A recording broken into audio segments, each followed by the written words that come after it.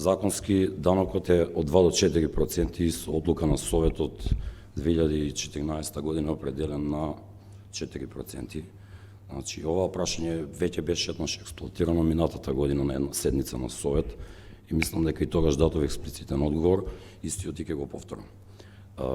Според проверени договори, нивелирани цени и направени пресметки, данокот од 4% си е во ред со оглед на зонирањето. Значи, тука би требало да објасниме одредени делови со зонирање. Значи, има 23 зони според методологија за процена на пазарна вредност.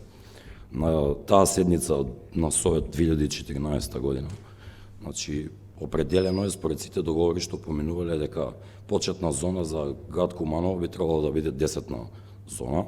Секоја зона понапред значи повисоки цени. За илустрација, град Прилеп, например, почнува од 7-ма зона, што значи дека прва зона нивна е 7-ма зона и имаат повисоки стартни цени, определени со зонирањето. Град Скопје почнува од прва зона. Според сите пресметки и укажувања на ревизија, нашите цени се и ниски. Значи, за илустрација, еден стамбен простор квадрат чини моментално според наша методологија 550 евра за нов стан, а знаеме дека цените се движат од 900 до 1000 евра.